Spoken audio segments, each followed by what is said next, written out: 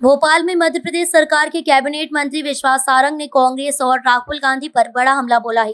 सारंग ने press conference कर कहा कि लोकतंत्र मजबूत है पर कांग्रेस की राजनीति कमजोर हो चुकी है। सारंग ने कहा कि नेता प्रतिपक्ष ने आज प्रेस वार्ता कर राहुल गांधी की झूठ और फरेब की राजनीति को आगे बढ़ाने की कोशिश की।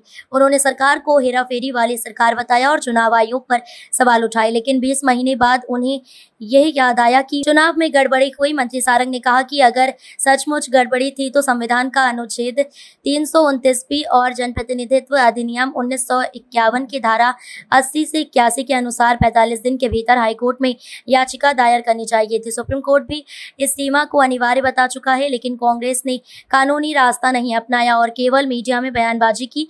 उन्होंने कहा कि कांग्रेस ने केवल 27 सीटों पर सवाल उठाए, जबकि भाजपा को 163 सीटों पर जीत मिली। 27 हटाने के बाद भी 136 सीटें बचती हैं। इससे स्पष्ट है कि कांग्रेस के पास न तथ्य है न आंकड़े, सिर्फ जनता को गुमराह करने की राजनीति है।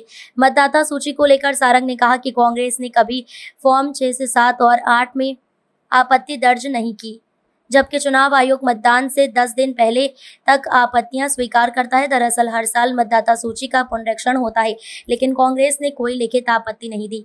उन्होंने कांग्रेस पर संवैधानिक संस्थाओं की गरिमा पर सवाल उठाने का आरोप लगाते हुए कहा कि सत्ता में रहकर इन संस्थाओं का दुरुपयोग और विपक्ष में रहकर उनकी निष्पक्षता पर सवाल उठाना, यही कांग्रेस की पुरानी आदत है।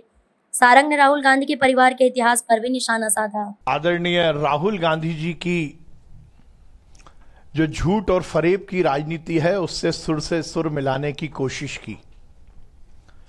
उन्होंने हमारी सरकार को हेरा फेरी वाली सरकार कहा। उन्होंने कहा कि जो बात राहुल गांधी जी कह रहे हैं, वोट की चोरी की, चुनाव आयोग की गड़बड़ियों की, वही पिछले चुनाव में मध्य प्रदेश में भी हुआ और उसके माध्यम से हमारी सरकार बनी। हम सब ये बात की जानकारी रखते हैं कि इस देश में, इस दर्शन में या हमारी संस्कृति में एक कुंभकर्ण जी हुए जो 6 महीने सोते थे और 6 महीने उठते थे। पर आश्चर्य की बात है कि नेता प्रतिपक्ष जी और कांग्रेस के नेता तो उनसे भी आगे बढ़ गए। 20 महीने हो गई सरकार बने हुए।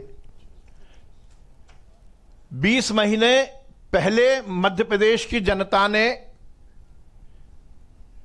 जनादेश भारतीय जनता पार्टी को दिया, और यदि मैं दिनों की बात करूं तो लगभग 625 दिन हो गए।